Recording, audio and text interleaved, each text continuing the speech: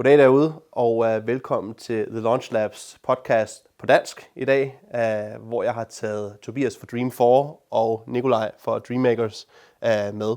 Ja da. Nikolaj, du har været med før i vores engelske version, ja, en enkelt gang, ja.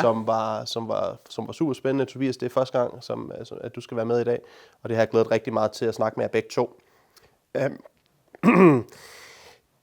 Det, som vi kommer til at bevæge os lidt ind i dag, det er hele det her aspekt med, jamen, hvad er det for en proces, som man gennemgår, inden man rent faktisk kaster sig ud i at blive iværksætter eller selvstændig. Som forberedelse og fundament og sådan noget. Præcis. Hvad er det for nogle tanker, der går igennem en, og hvad er det for en proces, som I begge to, eller os alle tre, har gennemgået? Fordi der er ikke en proces, der er den samme.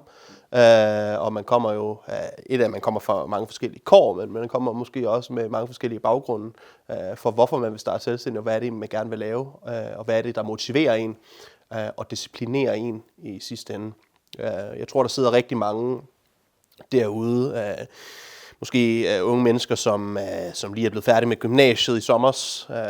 Eller er i gang med gymnasiet. Eller er i gang, der har lige været eksamener. Ja. Præcis. Som nu sidder og tænker, jamen, skal jeg hoppe selvstændigt? Skal jeg kaste mig ud i det? Eller skal jeg bare blive ved med at køre uddannelsens vej, som far og mor de gerne vil måske have? Ja, altid. Det er altid den, der hænger. Den sikre, ja. Der hvor der ikke er noget risiko. Og det kan jo være svært at finde ud af, hvad det er, man gerne vil. Og derfor så tænker jeg også, at der sidder rigtig mange, måske forhåbningsfulde unge derude, som bare tænker, okay, hvis jeg bliver selvstændig nu, så skal jeg bare tjene styrtende med penge, og det kan ikke gå for langsomt, og man skal bare i gang. Men et er, at man har den service til at servicere sine kunder og give dem den rette service. Et er, at du tjener penge så på det, men at du får glade kunder er jo også en vigtig del af processen, og at du kan stå inden for det arbejde, du laver, og der så kommer kunder. I hvert fald, hvis du skal gøre det på lang sigt, ja. Præcis. Men desværre så ved vi også bare, tror også for egne erfaringer, at det kommer aldrig til at være en nem dans på roser. Der kommer altid til at være udfordringer, der kommer altid til at være challenges, som man møder på sin vej. Ja, heldigvis. Ellers vil man ikke udvikle sig. Det vil man ikke. Og udvikling, det er jo grund til, at man egentlig bliver selvstændig. Det er hele den personlige fremgang, som man møder i løbet af sit liv. Om man går selvstændigt eller ej, så vil der altid være en eller anden form for udvikling. Men det vil jo ske, at man støder ind i noget, som er uforudsigeligt. Og når vi så snakker om det her med modgang, jamen, Tobias, kan du sætte nogle ord på gange, hvor du har mødt modgang og udfordringer, og hvad du egentlig har gjort for at overkomme det her? Jo, helt klart. Altså, i starten af vores virksomhed, jamen, så skal vi lige finde ud af, hvordan er det med at få kunder. Så det var første udfordring, fordi vi troede bare lige snart, man opretter CVR-nummer og laver det hjemmeside, jamen så vil kunderne bare strømme afsted til en. Det gør det ikke. Fordi de aner ikke, hvem Dream4 er, de kender ikke navnet, de aner ikke, hvad det er, vi kan. Så det der med, at man skal skabe et behov for kunden, og rent faktisk noget værdi, og kan vise, okay, det er det her, vi rent faktisk kan tilbyde den her virksomhed, eller de her private kunder, hvis det er det, man går efter. Så for os var det egentlig meget med at komme ud og vise, hvad det er, vi kan. Så i starten, og det kan måske skabe lidt debat, men i hvert fald i den kreative branche, som vi er i foto- og videobranchen, så er det sindssygt vigtigt at kunne vise, hvad det er, man kan. Og den eneste måde, man kan vise, hvad det er, man kan på, det er at komme ud og lave noget gratis arbejde for en lokal café, for at kunne sige til nogle andre caféer eller restauranter, jamen vi har lavet det her, kunne I ikke tænke jer det samme, og så koster det det her. No proof of concept. Ja. 100%, ja. Så jeg kan starte med i hvert fald at have noget på følgen af, enten hvis ikke man har noget, gå ud og få lavet det eller andet, og ellers så ja. Ja, det er jo rigtig vigtigt, at folk ved, at man eksisterer, og hvad man kan præstere, for at de overhovedet kan overveje tanken om at vælge en. Ja, præcis. Og så det der med, at uanset hvor godt det går i virksomheden, jamen så sørg for, at man hele tiden opsøger nogle nye kunder. Vi har været selvstændige på vores 4 år nu på fuldtid, og sidste år, jamen, så havde vi det rigtig, rigtig stramt i starten af året, fordi vi mistede alle vores kunder i 2023. Eller ikke mistede dem, men de har ikke brug for at få lavet noget nyt indhold. Først senere på året. Så lige pludselig står vi bare og ikke har nogen indtægt overhovedet. Og ikke har nogen penge til at kunne køre annoncer. Hvad fanden gør man så? så bliver vi nødt til at finde ud af, okay, der er også noget, der hedder SEO, som er gratis, som der gør, at man kommer op på Google og får kunder den vej igennem, uden at skal betale til annoncering. Og så Hixo får bygget det der netværk op igennem SEO og også LinkedIn, som der gør, at vi fik nogle flere kunder, så vi så kunne lave annoncering igen. Så man kan sige, for jer har det i hvert fald ikke været nogen nem dans på roser. Der har været en masse udfordringer, især når vi taler om video og videobranchen, video- og lydbranchen, der i hvert fald har kan man sige, udviklet jer til at kunne varetage jeres kunder også bedre i fremtiden. Helt klart. Helt klart. Man lærer sin fejl i hvert fald. Og det er det vigtigste. Og hvad med dig, Nikolaj? At overvinde udfordringer er jo noget, som du ikke bare jo har skulle gøre for dig selv, men du også skulle gøre for andre som iværksætter mentor. Hvad er det for nogle cases, som du måske har arbejdet med, som du selv har lært af? Altså, hvad tænker vi i forhold til at lave outreach og få bygget de her kunder og det her portefølje, eller hvordan er det ledes? Jamen, jeg tænker på at overvinde modgang. Yeah. Til at det kommer en til gavn. Det er, at du lærer din fejl. Og tit ofte så udvikler man også noget i sin personlighed hen ad vejen. Og en stor modgang for alle iværksættere, det er, at de tjener ikke nok penge. Grunden til, at de ikke tjener nok penge, det er enten fordi, at de bruger deres tid forkert, eller at de ikke tør at bruge deres tid rigtigt.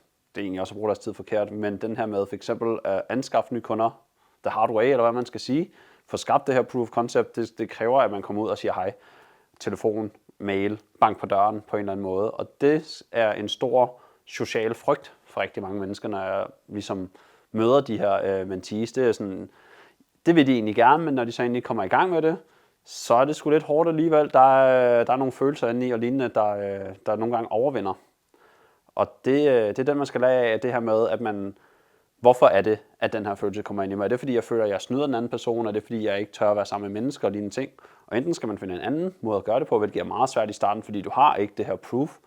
Og ellers så skal du komme ned til, jamen hvis jeg føler, at jeg snyder mennesker, så skal jeg bygge noget mere værdi, eller være klar over, at jeg rent faktisk skaber værdi ind i menneskers liv. Hvis jeg er fotograf, kommer ud og tager billeder til deres bryllup, som Stream for jo gør rigtig meget, jamen det skaber, det kan godt være, det koster 10-20.000, men det skaber virkelig noget, altså minder for evigt om deres allerstørste dag, og det er noget, de gerne vil. Det er derfor, de hiver pengene op af lommen, og det skal du være sikker i din sag på. Du bringer værdi ind i andres liv, også selvom du tager penge for det. Det er rigtigt. Og nu hvor vi måske er lidt ved emnet penge generelt, så er også en af de mest forbundne svar, som mange iværksættere derude gerne vil høre og forstå. Det er jo finansiering, især når man starter op som ny iværksætter. Jeg ved med jer, Tobias, jamen, når man starter lyd og video, så er det ikke nok bare at have sin telefon og trække op i lommen og en mikrofon nede fra Føtex til 50 kroner. Så er det også at have det rigtige udstyr, der bevidner om, at I har en eller anden form for professionalitet over jer. At det, der kommer ud af det materiale og den service, som I yder til jeres kunder, jamen den også er rigtig høj. Og man sidder måske der som iværksætter, inden man skal til at starte sin virksomhed, om man er markedsføring, eller om man skal til at være fotograf, eller være noget inden for, hvor det koster måske en lille smule mere at komme i gang. Men hvad nu, hvis man har måske ikke den største opsparing, man har ikke særlig mange penge, hjælpen er der måske ikke til at hente fra familie af, man ejer ikke noget af værdi, heller til at kunne stille noget sikkerhed i banken, som jo selvfølgelig er vigtigt, når man skal finansieres.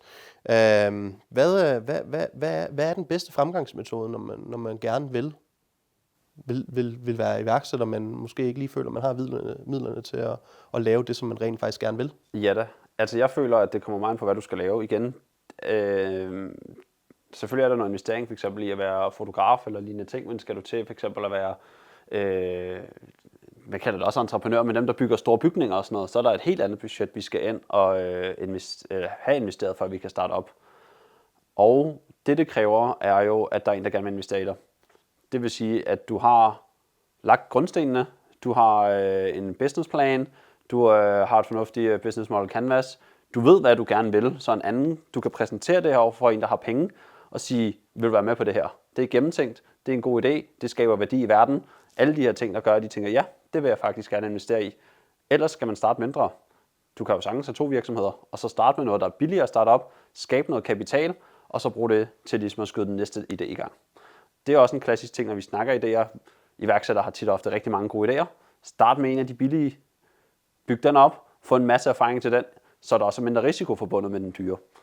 Og så få det sparket i gang. Skal man så bare bide sig selv i læben, hvis man ikke er interesseret måske i den forretningsmodel, som man er nødt til at ligesom få det forebyggende arbejde, indtil man kan lave det, man gerne vil, som måske koster lidt mere? Ja, Eller bør man måske bare gå og sige, hey, jeg er sgu nødt til lige at tage mig et fritidsjob eller et eller andet inden? Hvis du er helt grøn i arbejdsmarkedet, så gør det ikke noget at komme ud og få lidt arbejdserfaring. Det giver noget hår på brystet, det giver nogle indsigter i procedurer og lignende ting. Men hvis du har været i arbejdsmarkedet, ligesom har skabt den erfaring, du har været 5 år det ene sted og 5 år det andet sted og whatever, så er det ikke et sted, hvor du skal have mere erfaring. Så skal du hente den selvstændige erfaring for at blive bedre selvstændig. Har det af betydning af, hvilken type arbejdserfaring, som man så går ud og tager? Selvfølgelig. Ja, der er jo stor forskel på, om man vil være fotograf, men man har erfaring som kassemand. Det er jo ikke helt det samme, men der kommer stadigvæk noget respekt over for arbejdet på en måde. Og så måske lige for at hoppe tilbage til at bide sig selv i læben. Hvis man har flere gode idéer, så skal man altid gå efter den af de billige, som man synes er mest interessant. Eller eventuelt finde frem til noget, der er mere interessant. For ligesom at skabe sådan noget motivation for faktisk at gøre det her på lang sigt. Og idéer og motivation, det kommer vi selvfølgelig mere ind på senere, hvor vi skal snakke lidt om det her med, at nogen holder en i roret, det kan være vigtigt. når man starter som iværksætter. Men Tobias, jeg kan godt lige tænke mig at køre over til dig en gang, for lige at høre. Jeres proces er jo ikke noget, der lige går fra den ene dag til den anden. I er et lyd- og et videoselskab, som jo arbejder med en service, som et kræver, at man har noget kapital at starte op med. Hvad var jeres fremgangsmetode, da I startede jeres virksomhed i forhold til at få lys, lyd, mikrofoner og alt det egentlig indebærer? Ja, altså vi har igennem mange år har vi jo sparet op.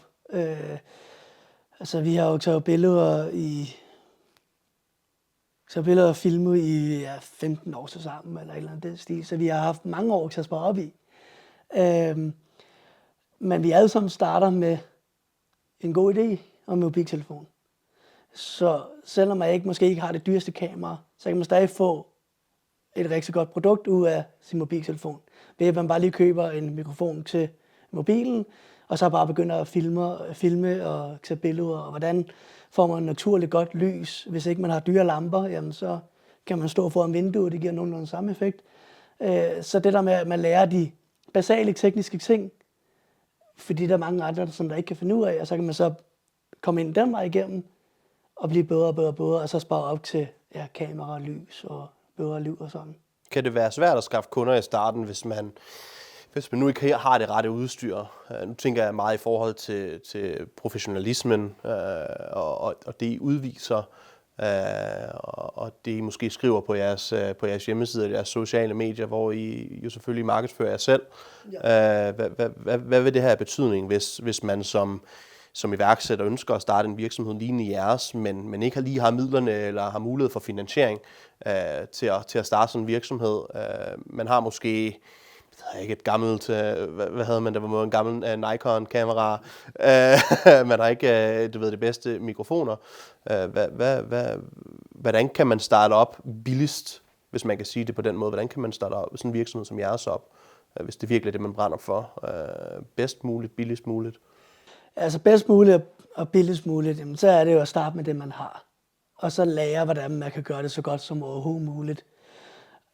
Se om man kan få nogle kunder hjem, som der bare betaler lidt for det. Fordi uanset hvad, om du er god til det eller ej, du frigiver noget tid til den anden selvstændige, hvis det er en virksomhed, en café. Caféen har måske ikke tid til at stå for sine sociale medier, til at få taget nogle nye billeder af den nye kaffe latte, der er kommet på markedet. Så kan personen så hyre den anden ind for at gøre det. Og selvom det er mobiltelefon, altså det tror jeg er den billigste løsning at starte med. Og igen, når det er til sociale medier, så kan man også godt... Men er det godt nok? Er det godt nok at kunne bruge sin mobil? Kan man overhovedet komme frem ved at udnytte? Nej, altså man får et bedre resultat af et kæmpe dyrt kamera. Men det andet kan godt lade sig gøre.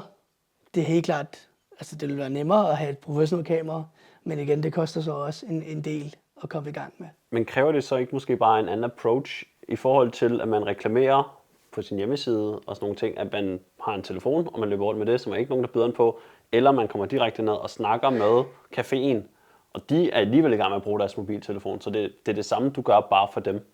Ja, så er det bare en anden approach, med at man frigiver deres tid. Jamen, jeg tænker også, hvordan du møder kunden. Altså, du kommer ned og snakker med en kunde, der allerede laver sine sociale medier med en håndholdt telefon, så derfor er det ikke nogen nedgradering at overgå til den her nye opstart, der egentlig kun har en mobiltelefon at køre med. Ja. Så i stedet for at reklamere med det på den måde, så går man ned og fanger folk, der er lige så langt i processen, så du egentlig ikke er bagud i forhold til det marked, du bevæger dig i. Ja, det er rigtigt. Og ellers alternativt, hvad koster en mobiltelefon dagen? Altså, nogle af de nye koster måske ikke 10.000 og sådan noget. Det kan man altså også godt få et relativt godt kamera til at starte ud med. Altså, hvis man for eksempel kigger på iPhone, så er der jo ved at komme nogle nye værktøjer, for eksempel film og portræt, som man jo har tilgængeligt helt gratis, når man køber en telefon til små 10.000 kroner, som de jo næsten koster i dag. De er den helt store, ikke? Er det et godt alternativ i forhold til så mange andre muligheder, der er derude? Altså, samme prislag. Hvis man har 10.000, så vil jeg helt klart bruge det på et kamera i stedet for. Fordi der kan man få lidt mere sløring på baggrunden, hvis man vil have det. Man har lidt bedre kontrol over, lyset, der kommer ind. Så helt klart vil jeg anbefale at bruge 10.000 på et kamera, hvis det er den vej, man gerne vil gå. Fordi der kan man helt sådan opgradere det lille kamera, man starter med nogle andre objektiver. Det kan man ikke med en mobiltelefon. Jo, så kan man købe sådan nogle små nogle, men det er til en vis grænse, så kan man heller ikke det mere. Altså, jeg har jo min første kamera, jeg købte, kostede 6.000. Og det bruger jeg stadig i dag til bare som webcam nu, i stedet for et MacBook webcam eller hvad det nu er, ikke? Så det bruger jeg stadig i dag. Jeg vil også stadig godt kunne filme en podcast med det kamera, hvis det var. Så jo, helt klart. Interessant. Vi prøver at hoppe lidt videre i dagens tekst, men man siger jo, at netværk er nøglen. Netværk kan man mange ting, og det er ligesom oftest for rigtig mange, i hvert fald jeg kender med mig selv, så er netværk en stor del af den succes, som vi kan få. Det er ved dem, vi kender, det er ved dem, vi omgås med, det er ved de mennesker, vi møder på vores vej. Og når man har et netværk, for eksempel, og skal opbygge et netværk, så skal det jo lige så godt vedligeholdes. Men hvis man nu ikke har et godt netværk, man ikke har et stort netværk, og man gerne vil opbygge det her, hvilke strategier skal man så overveje, når man ønsker at opbygge et netværk, Nikolaj? Ja, der er jo 2 gode muligheder. Der er den meget direkte, nu går jeg ud og finder mig et netværk, fordi det vil jeg gerne udvide. Den nemmeste måde at gøre det på, det er at joine nogle netværksgrupper, der har samme formål som dig selv. Der er for eksempel BNI, stort erhvervsnetværk, hvor at man, hele ideen med netværket er, at man giver hinanden arbejdsopgaver. Men der kommer vi igen tilbage til lidt det her med måske den økonomiske del. At BNI er jo ikke helt gratis. Det kan jeg godt følge. At komme med i. Der er et kvartalt payment, der skal ligges, og ofte er det ikke helt i den billige ende. 100%. I hvert fald som nystartet iværksætter, tænker jeg. Og der er jo også nogle andre udgaver af det, så kan man tage til med, så der er selvfølgelig også lidt økonomisk spænding i det, et erhvervshus eller et eller andet i den stil. Men den anden måde er også den naturlige måde, simpelthen bare komme ud af døren, fortæl folk om, hvad du laver, et eller andet sted, vær interessant nok til, at de har lyst til at snakke med dig igen, og på den måde udvider du dit netværk, og når du har mødt 100 forskellige personer, er der en caféejer imellem, der har brug for hjælp til sociale medier, som alligevel løber rundt og tager det med sin telefon. Hop på den, sig, det kan jeg hjælpe dig med. Jeg er aspiring photograph. Jeg har et godt kamera på min mobiltelefon, og jeg ved en hel masse om, hvordan vi skal lave content. Nu har du en arbejdsopgave, du begynder at create noget proof of concept, du får de første penge i kassen, gør det her i et års tid, jamen så får du lidt flere arbejdsopgaver, og du lige pludselig kan du købe kamera. Vi kan vel også blive enige om, at når man gerne vil starte iværksætter, så skal man også være klar på at investere i sig selv. Altid. Det er nok det allervigtigste, fordi hvis du ikke er dig selv, så er der ikke noget, altså du er en enkeltmandsvirksomhed som udgangspunkt til at starte med, og hvis du egentlig er i et partnerskab eller andet, så kommer du ikke til at være en del af det, hvis din partner er så meget bedre end dig, så kan du ikke levere nok til bordet, og hvorfor skulle han så være partner med dig? Det er et rigtig godt udgangspunkt i hvert fald. Jeg ved med mig selv, og den måde, som jeg i hvert fald har arbejdet med min egen virksomhed. Godt nok er jeg jo i det digitale miljø, den digitale industri, hvor meget af den kommunikation, som vi har til hverdag, jamen den er jo forbundet med e-mails og ikke så meget telefonopkald, men online møder, ofte fordi at folk de sidder alle mulige forskellige steder i verden og arbejder fra. Og man kan sige, de mennesker, vi møder på vores vej, ikke kun dem, som måske hjælper os med at få den første kunde, eller en eller anden, der kender en. Men jeg tænker, de kunder, som vi også møder, og de kunder, som vi så får, som bliver vores kunder, kan vi tillade os at bruge dem som netværk i dag? Kan vi tillade os at spørge vores egne kunder? Fordi det tænker jeg, det er noget, som rigtig mange stiller spørgsmålstegn ved. Jamen, det er min kunde. Du tilbyder mig en service. Du skal jo ikke spørge mig om mit netværk til, at du kan komme videre.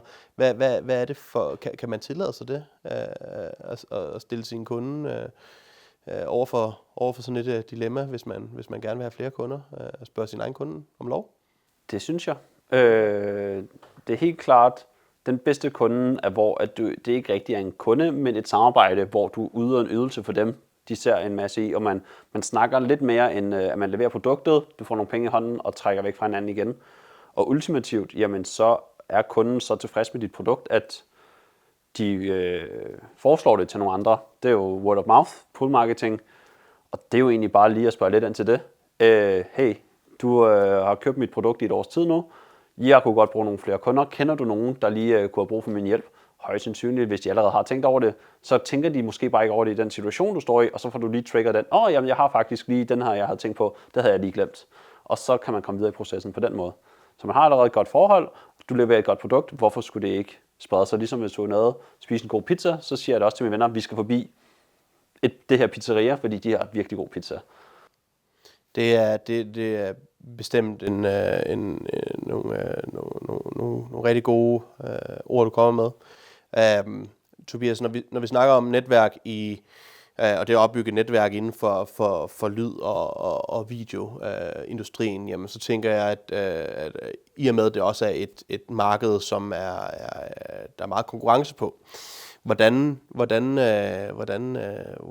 stiller man sig selv i en position, hvor man måske rigtig gerne vil lære af andre, som gør det samme som jer, men man også skal passe på med, at man ikke giver for mange guldkornene i sådan et netværk. Hvad vil være nogle ting, man vil skulle arbejde på i forhold til det? Ja, godt spørgsmål. For jeg tænker jo, der sidder rigtig mange derude, som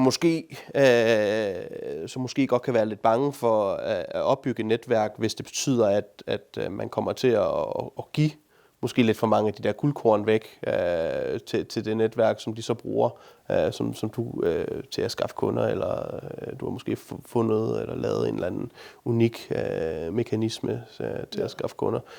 Men også skal man være påpasselig med at udvælge sit netværk, eller skal man bare søge at opbygge det største, man overhovedet har, eller skal man være påpasselig med at invitere alle ind? Jeg tror, at det der med, altså, man skal ikke være bange for at give nogle guldkorn ud, fordi at i sidste ende er det altså dig selv, der kan levere det bedste produkt. Det er også det, der gør dig værdifuld i netværket. Hvis du aldrig nogensinde kommer med noget, hvorfor er du så en del af deres netværk, hvis de ikke får noget ud af det? Så stopper de med at opsøge dig. Og det er jo lige præcis det, vi så snakker om i forhold til at kunne give noget. Fordi et er, at man skal opbygge et netværk, noget andet er, at man også skal kunne vedligeholde et netværk. Præcis, ja. Men hvis man nu sidder og har opbygget et stort netværk, men arbejdsmængden den begynder altså at stige, regningerne skal betales, du skal også skaffe nye kunder.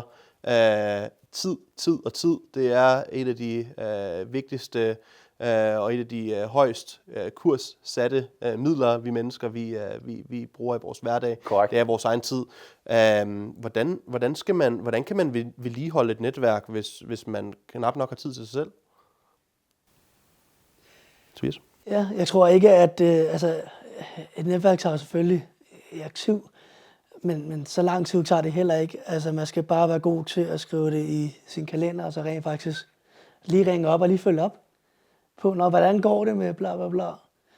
Og du må sige til, hvis jeg kan hjælpe med fotovideo, eller hvad det nu må være.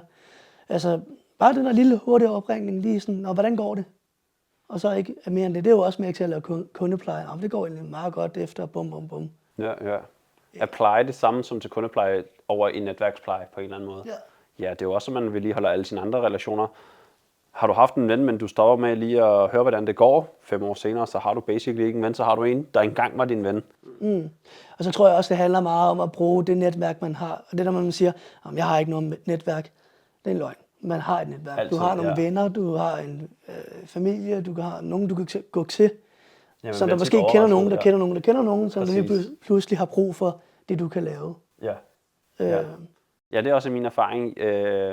Jeg har lige startet et nyt hold her på HTX her i Næstved. Og der er sådan 2 gutter, de hedder Trailmasters. De laver cykelbaner og sådan noget for folk.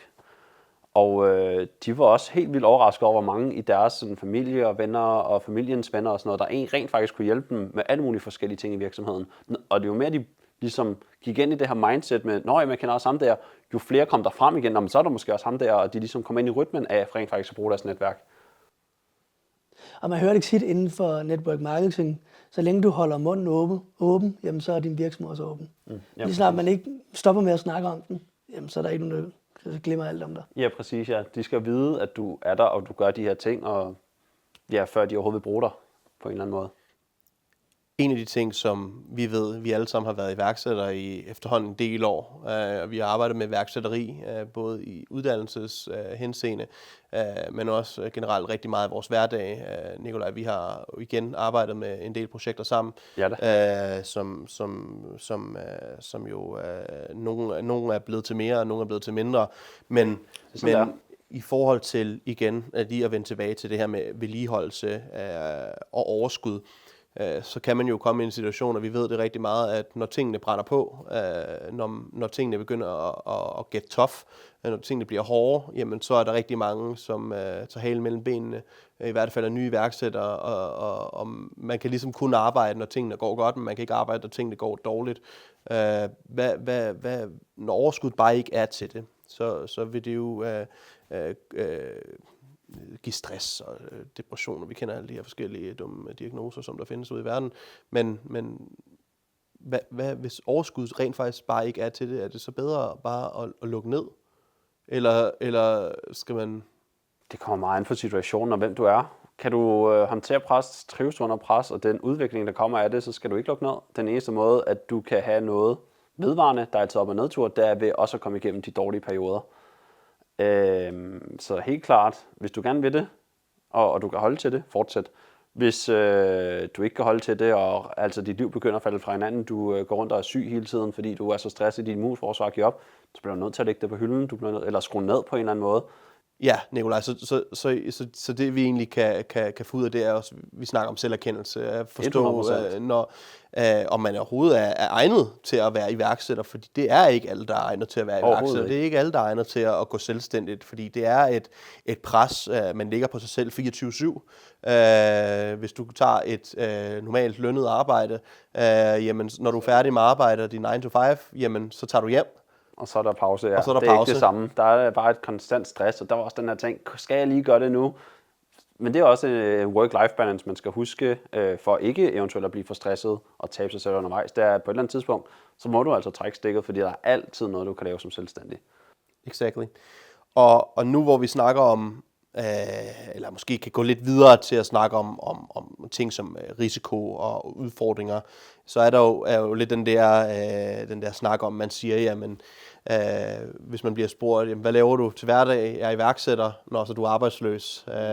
Hvad er det en, der sker her? Og jeg tænker, der er jo mange, der sidder derude nu med en stor tvivl og tænker på de risici og de usikkerheder, der er. Jamen, hvornår får jeg min første løn? Hvornår skal jeg begynde at udvikle mig i en ny retning for at kunne følge med mine konkurrenter? Det er jo selvfølgelig også sindssygt vigtigt. Kan jeg følge med den arbejdsmængde, jeg får selv? Er der kapacitet? Eller kommer der overhovedet noget arbejde, så jeg overhovedet tjener nogle penge? Ja, altså, den kan jo gå lidt begge veje, ikke? Og det kommer an på, hvordan man ser på det. Men hvordan skal man håndtere disse faktorer, som risiko og stress? Fordi jeg tænker, der sidder mange af dem, der tænker, nu skal jeg gå selvstændig, men så kommer de her risikofaktorer ind allerede inden. Hvordan skal man arbejde med en stresset situation, inden man overhovedet er gået i gang med at blive selvstændig? Altså skal man tænke, nu vil jeg være selvstændig, men jeg er simpelthen så stresset over bare at gå selvstændigt. Er det så den rigtige løsning, eller kan man stadig godt blive til noget? Har du nogle ord? Ja, jeg tror, det man skal fokusere på, det er, hvorfor vil man det? Hvorfor er det, man gerne vil det? Er det ens passion, som man gerne vil gøre til en levevej? Det var det personligt for mig. Rigtig vigtigt. Fordi så kommer pengene stille og roligt hen ad vejen. Så man ikke skal jagte efter, jeg skal bare tjene så mange penge. Hvis ikke det er noget, man er glad for at lave. Så penge kan selvfølgelig være en meget god motivation. Men for mig er jeg i hvert fald glad for, at det er noget, jeg elsker at lave. Så det ikke føles som et arbejde. Og så det der med, hvis man er ved at brænde sammen, som man altid ender med at blive, fordi der er så mange ting, man kan gøre som selvstændig, så det er okay at tage pauser. Det er okay at holde en pause. Eller i mit tilfælde, tage nogle andre billeder, som man normalt ikke gør, for at få motivationen op igen.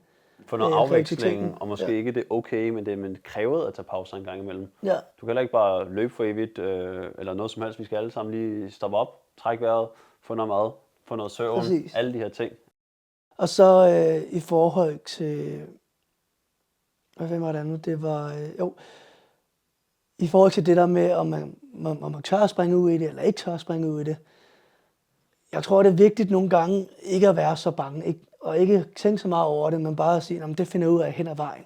For selvfølgelig kommer der nogle perioder, hvor man tænker, shit, hvad er den fine, skal jeg lige klare det her?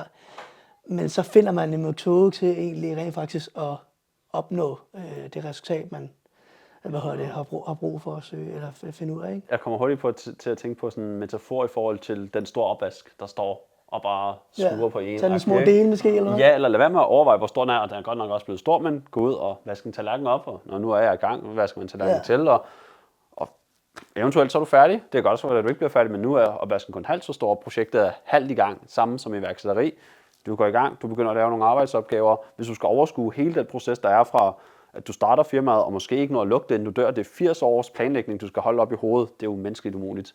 Så helt klart, få noget fundament bygget, lige undersøge sagen og sådan noget, men ikke alt for meget og frem og tilbage, men kom i gang og skabe noget rigtig erfaring, i stedet for noget teoretisk overblik. Det er rigtigt. Nu sidder jeg her og tænker på, at vi alle sammen har været tilknyttet i vores tid en eller anden form for coworking space eller iværksættermiljø, hvor vi har haft mulighed for at spare med andre mennesker, der sidder i samme situation som os, struggler måske, eller nogen, der allerede er godt i gang med deres virksomhed. Altså, jeg ved med dig, Nikolaj, du er jo gået fra at være på en uddannelse, hvor jeg har haft rigtig meget med iværksætteri at gøre, hvor du så har været tilknyttet i et iværksættermiljø, og senere hen blevet mentor for flere iværksættere, hjælpet dem, og nu til også at starte din egen virksomhed. Lige præcis, ja.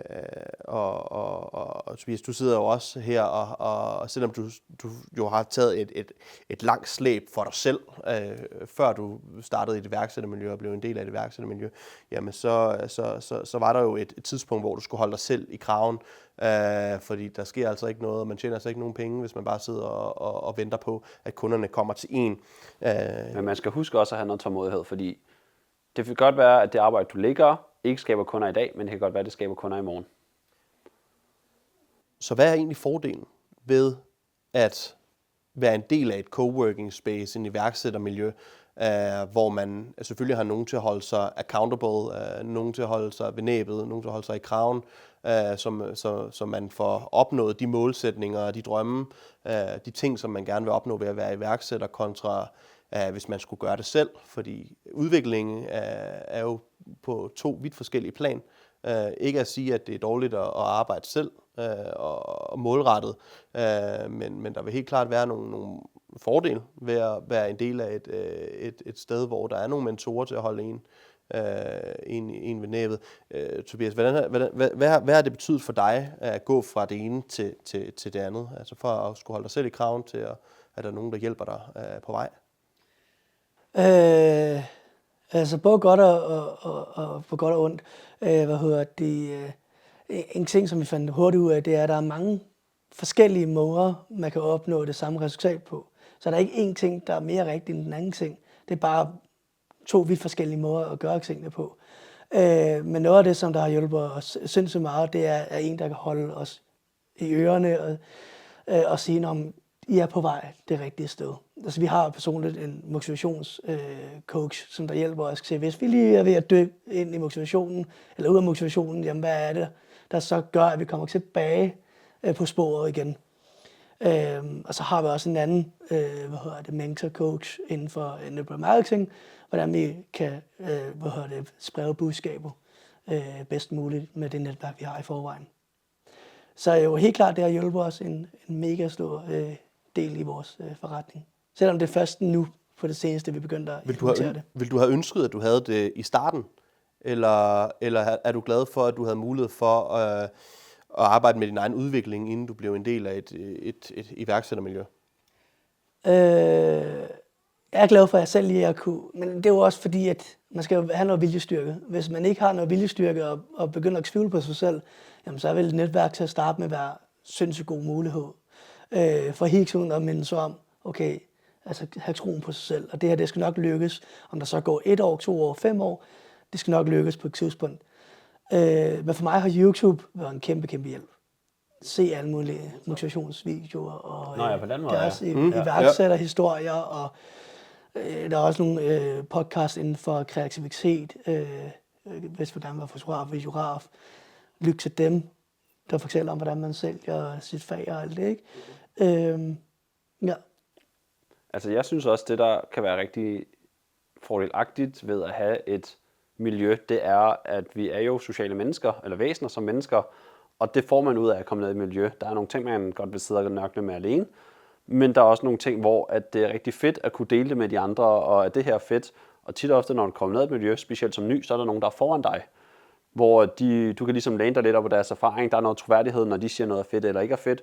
Plus, at de kan fortælle deres egen historie om, hvor svært det har været at nå dertil. Så når du møder modstand, så siger de, jamen der har jeg også været. Og det siger de alle sammen. Og derfor kan du ligesom finde en eller anden form for fæstning i, at der skal næsten være noget modstand, før succesen kommer senere. Der skal være de her fejl, vi laver, der skal være de mørke tider, hvor man ligesom graver sig ud af det, så man får opbygget en masse erfaring og kompetencer til eventuelt at rigtig lave succes. Præcis. Og nu hvor vi er lidt i boldgaden allerede, vi snakker om det her med mentorer, og det med at have nogen til at holde os ansvarlige for vores målsætninger, vores drømme, vores personlige udvikling, så ser vi jo også et kæmpe fremskred af infoprodukter, som jo florerer i den ene eller den anden afgrund. Webshopskolen. Ja, der er jo alt for, i Danmark har vi Webshopskolen blandt andet. Kasper Knudsen-kurser. Kasper Knudsen-kurser. Alt for trading, CS Trading i Dubai. Hvordan lever man på det, blandt andet også. Ja. Som jo ligger der. Vi har også nogen, der er lidt sjovere med Phil Hustle måske, som stor stærk mand i Dubai, og man kan bare blive rig på 0,5. Der måske, Kasper Krause har vi også. Præcis. Og det, man kan sige, det her fænomen med infoprodukter, det er jo et fænomen, som også er rigtig meget op at vende i medierne på det sidste. Det er noget, der bliver lidt lagt for had af eksperter omkring, at man lover guld og grønne skove til unge mennesker.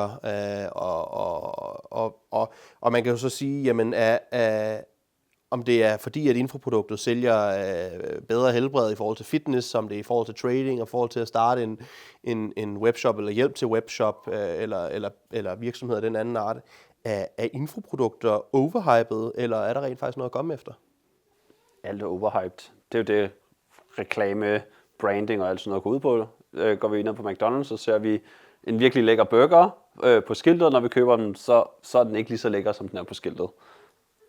Det er jo overhyping, eller hvad man skal sige. En cheeseburger plain kan altså godt ligge godt i maven efter nytårsaften. 100%, men den ser lækkere ud på pakken, end når du får den serveret, eller på skiltet, ikke, hvor man skal bestille fra. Præcis. Så på den måde, så skal man tage alting med et gram salt, men helt klart er infoprodukter ikke for meget. Jeg synes, det er fedt, at folk egentlig på en eller anden måde er begyndt at oplære hinanden om, hvordan man gør ting, i stedet for at tage monopol på det, for så at gøre det selv og have en vedvarende indtægt på den måde. Jeg føler lidt konceptet, metaforen med at give en mand en fisk, og han er mæt for en dag, lære en mand at fiske, og han er mæt resten af sit liv. Og det kan jeg virkelig godt lide, at der kommer mere fokus på at opbygge hinandens kompetencer. Selvfølgelig skal vi have noget for det. Vi har brugt vores tid, og vi har selv opbygget vores kompetencer og sådan noget. Men at vi så gør det videre, og så kan vi komme videre fra det skridt. Nu ved vi begge to, hvordan vi gør det her, så nu kan vi fokusere vores energi på at lære en tredje ting, og eventuelt en fjerde ting, og på den måde opbygge mange flere kompetencer i samfundet. Men man skal vel heller ikke vælge den første og den bedste, som der popper op på skærmen. Prioritere. Altså, det er fjollet at købe en cheeseburger på McDonald's, hvis du ikke kan lide cheeseburgers. Du skal ikke købe et marketingskursus fra Kasper Knudsen, hvis du ikke er interesseret i marketing. Og når du så snakker om det, hvis du er interesseret i marketing, skal det så være Kasper Knudsen eller en af de andre, eller skal man bare gå på YouTube, og så finde en masse god information der. Helt klart skal du manøvrere rundt i det, og ikke bare tage det første og bedste. Ja, men det jeg er ked af over, det er, at mange vælger at markedsføre det som om, at du kan tjene 1 million i morgen. Ja. Og det der med, der ikke, du skal bare kopiere mig, du skal ikke lægge noget i det. Du kopierer bare det, som jeg gør, og så tjener du millioner om i måneden. Men det skaber bare et red ocean marked, når han prøver at sælge det til 1 million. Fordi lige pludselig er der 1 million, der gør det samme som ham, og så er det altså ikke lige så blue ocean, som det var dengang han gjorde det. Ja, præcis. Så det der med, at alting er aktiv, og det er jo også dig selv, der skal tage den viden og rent faktisk bruge den. Altså det nytter ikke noget, du læser 100 bøger, hvis ikke du implementerer én ting af den bog, du har læst. Nej, ja. Så man burde måske kigge på en person, der sælger infoprodukter, der går lige så meget op i det produkt, som de sælger, eller de produkter, som de lærer, men også går op i mindsetet og udviklingen af den person, som rent faktisk skal lære det. 100%. Ja, jeg tror, at man skal på en eller anden måde også kunne se sig selv i den person, man skal lære ting fra. Man skal synes, det kan sgu et eller andet, der er en energi. Den person vil jeg godt være, eller i hvert fald, der er nogle aspekter ved det, jeg godt kunne tænke mig. Fordi det hele er på en eller anden måde holistisk, og et set mindset giver et set resultat, og modsat et vis resultat giver et set mindset. Og hvis du ikke har lyst til de her 2 forskellige ting i den her situation, så skal du støve ned. Super fedt.